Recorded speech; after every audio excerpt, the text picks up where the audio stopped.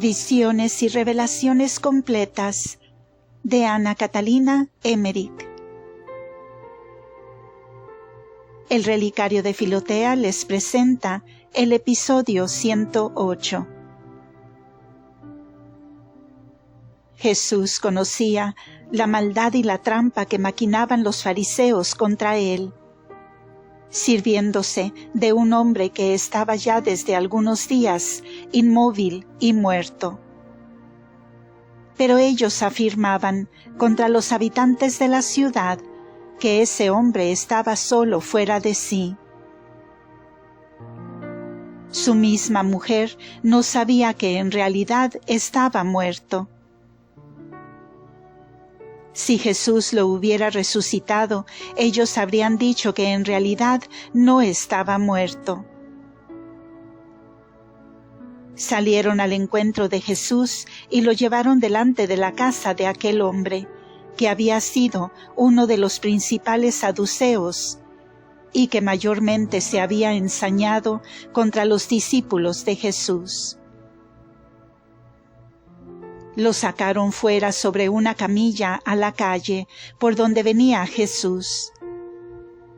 Había allí unos 15 saduceos y todo el pueblo permanecía en expectativa.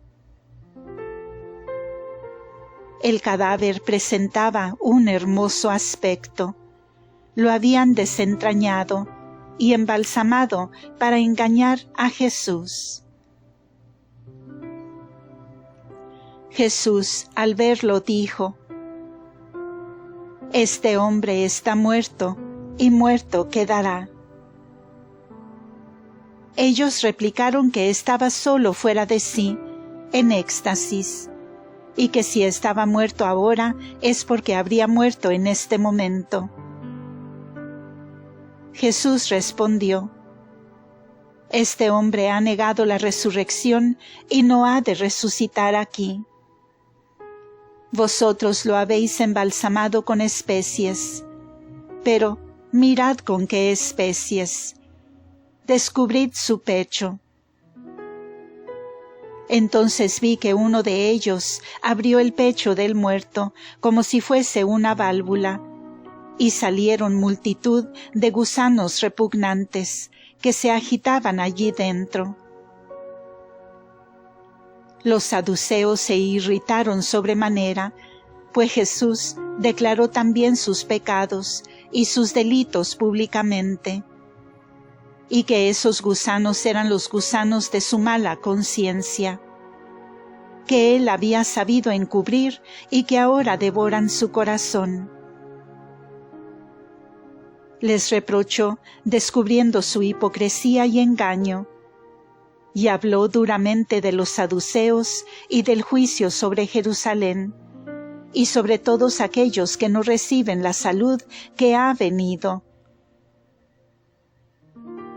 Ellos llevaron prontamente al muerto a su casa, y se suscitó allí un desorden y un tumulto espantoso. Cuando Jesús y sus discípulos pasaron por la puerta de la ciudad, la chusma, soliviantada, les tiraba piedras. El haber descubierto los gusanos del muerto y la maldad de los saduceos los había irritado grandemente. Entre tantos malos había algunos buenos que lloraban. Vivían en una de esas calles algunas mujeres con flujo de sangre que creían en Jesús y rogaban desde lejos, puesto que no podían acercarse a Jesús. Él pasó, sabiéndolo, por esa calle, y cuando hubo pasado, las mujeres caminaban sobre sus huellas y las besaban. Jesús las miró y quedaron sanas de su enfermedad. Jesús anduvo 3 horas hasta una colina cerca de Enganim, casi en la misma dirección de Ginim, pero algunas horas más al este, en un valle. Es esta la línea recta de Nazaret, a través de Endor y Naim. De Naín está como a 7 horas. Jesús pasó la noche en esa colina, donde algunos discípulos de Galilea le salieron al encuentro. Pernoctaron en el salón de un albergue abierto, después de haber comido algo. Estaban allí Andrés, Natanael, el novio de Caná, y 2 criados del jefe de Cafarnaúm. Estos pedían instantemente, diciendo que el hijo del jefe estaba enfermo, que se apresurase en ir allá. Jesús les dijo que llegaría a tiempo. Este capitán retirado era un gobernador de Herodes Antipas, sobre una parte de Galilea. Era de buen natural y había defendido a los discípulos en la última persecución de los fariseos, y les había ayudado con dinero y alimentos. No era del todo creyente, aunque pensaba que Jesús podía obrar milagros. Deseaba mucho la venida de Jesús, ya sea por la salud de su hijo, como también para avergonzar a los fariseos. Deseaba que Jesús hiciese el milagro, y también los discípulos lo deseaban. Estos se habían entendido con el jefe, diciendo: «Tendrán los fariseos que ver, ya tendrán que escandalizarse. Verán entonces quién es aquel a quien seguimos». Por esto habían Andrés y Natanael aceptado el mensaje. Jesús sabía de todo lo convenido. Enseñó todavía la mañana del viaje. Los 2 criados del capitán, que eran paganos, se convirtieron y volvieron con Andrés y Natanael a Cafarnaúm, llevando comida consigo.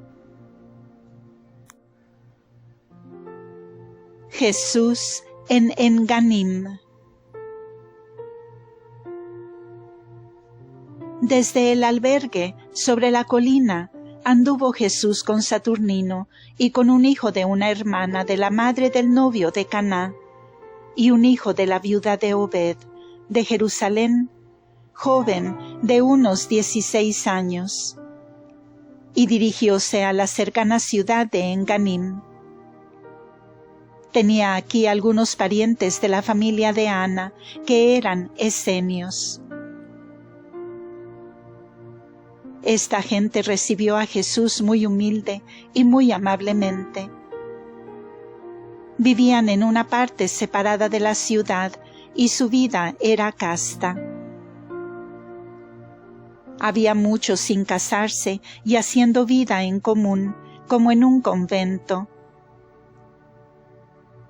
A pesar de todo, ya no reinaba tampoco allí el rigor de los antiguos tiempos. Vestían como los demás e iban a la escuela con los otros.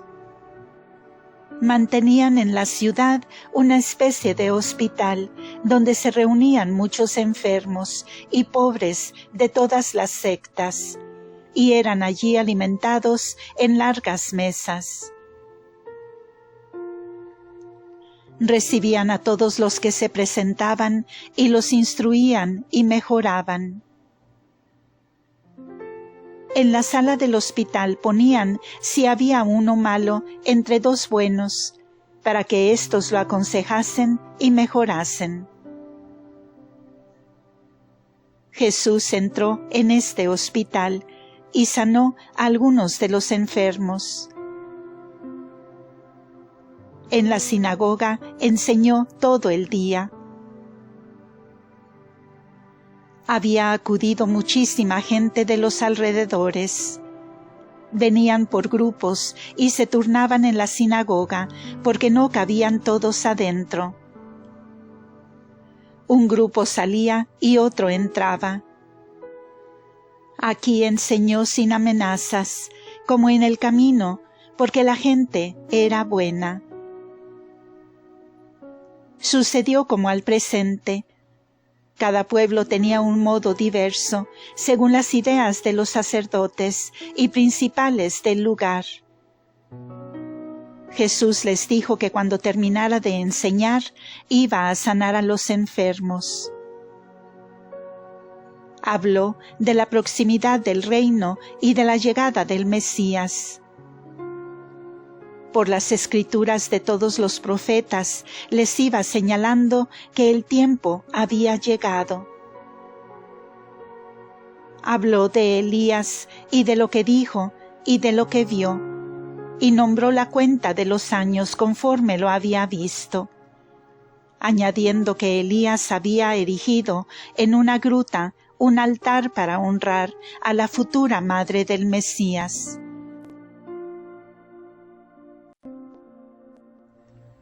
Describió el tiempo presente, que no podía ser otro, que el cetro de Judá había pasado a manos extrañas, y recordó también la venida de los Reyes Magos.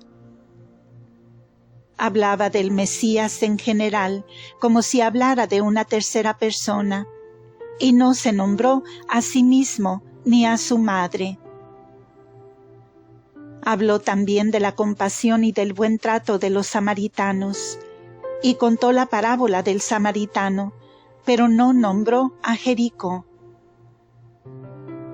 Añadió que él mismo había experimentado cómo son de compasivos en el trato con los judíos, al contrario de lo que son los judíos con ellos. Contó la historia de la samaritana que le dio agua, cosa que un judío quizás no hubiera hecho con un samaritano, y con qué miramientos lo habían recibido. Habló del castigo y del juicio contra Jerusalén y de los publicanos, de los cuales había algunos en este lugar.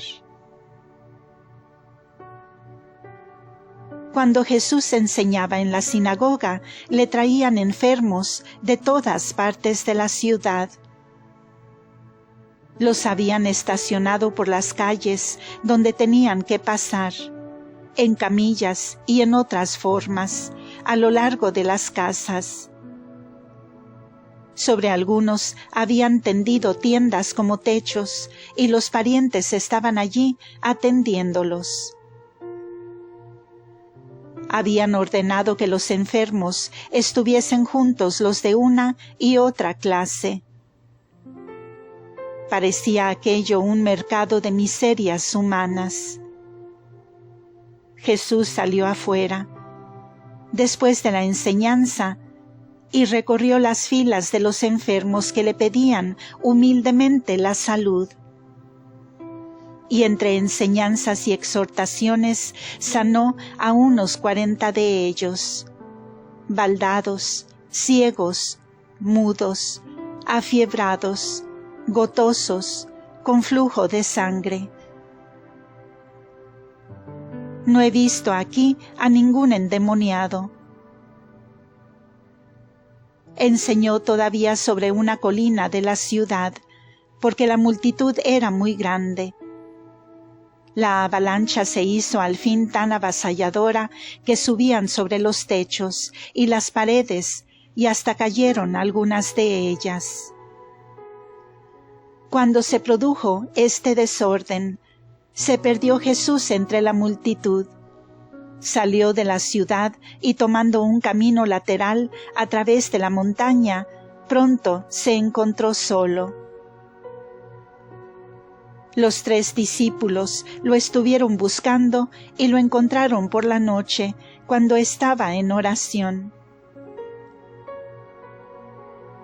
Como le preguntaran qué debían rezar mientras rezaba él, Jesús les repitió algunas peticiones cortas del Padre Nuestro. Santificado sea tu nombre. Perdónanos nuestras deudas, como nosotros perdonamos, y líbranos del malo. Añadió: orad así por ahora, y hacedlo también. Les comentó admirablemente estas peticiones. Ellos lo hacían así siempre que Jesús caminaba solo, repitiendo esas preces.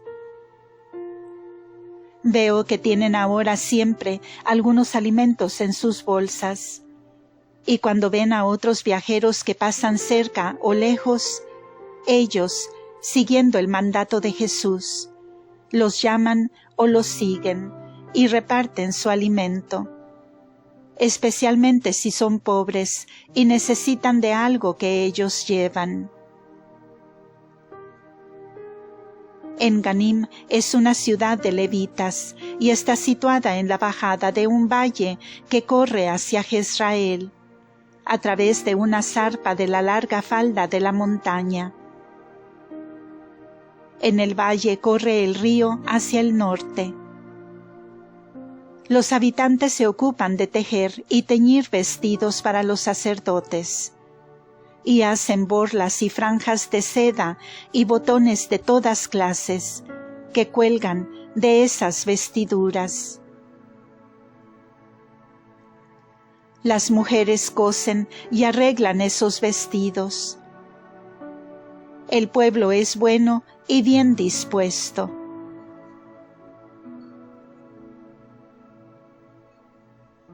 Jesús entra en la ciudad de Naín.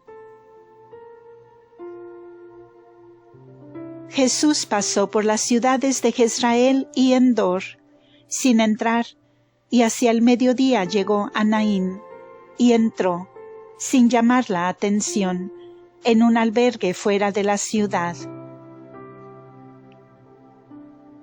La viuda de Naín, que era hermana de la mujer de Santiago el Mayor, supo por Andrés y por Natanael de su próxima venida, y mandó que le esperasen. Llegó, pues, con otra viuda al albergue de Jesús, y veladas se echaron a sus pies. La viuda de Naín rogó al Señor quisiera recibir el ofrecimiento de la otra viuda, que ofrecía todo lo suyo, y lo ponía en la caja de las santas mujeres, para cuidar a los discípulos y para los pobres. Y ella misma quedaba a disposición de la comunidad. Jesús recibió el ofrecimiento de la viuda y consoló y exhortó a ambas.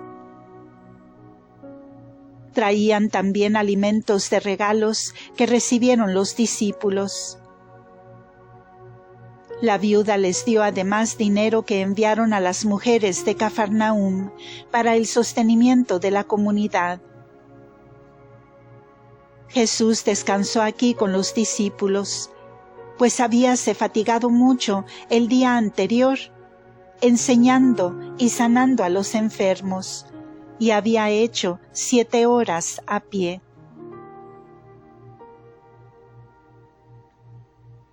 La viuda recién recibida presentóle a otra mujer, de nombre María, que también quería dar todo lo suyo. Jesús le dijo que lo guardara para más adelante, que sería más necesario. Esta mujer era en verdad una adúltera, y había sido despedida por su infidelidad por su marido, un rico comerciante de Damasco. Había oído esta mujer hablar de la bondad de Jesús para con los pecadores. Estaba muy conmovida y no tenía otro deseo ahora que hacer penitencia y encontrar gracia y perdón. Fue a buscar a Marta, con la cual tenía lejano parentesco. Reconoció sus culpas y pidió intercedieran por ella con María, la madre de Jesús. Y entregó a Marta una parte de sus bienes. Marta, Juana Chuza y Verónica tomaron a pecho la petición de esta mujer y la llevaron a Cafarnaúm, donde estaba María. María la miró seriamente a cierta distancia. La mujer clamaba con grande llanto y decía: Oh Madre del Profeta, ruega a tu Hijo por mí, para que yo encuentre perdón delante de Dios.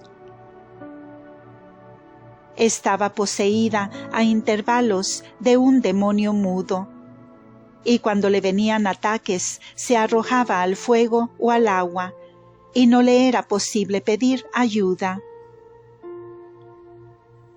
Cuando volvía en sí, lloraba arrepentida, arrinconada en algún ángulo de la casa. María envió un mensajero a Jesús pidiendo por ella, y Jesús contestó que llegaría el tiempo en que ayudaría a esa mujer.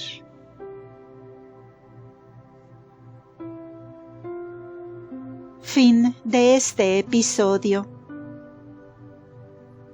Continuará en el siguiente audio. Muchas gracias por escuchar.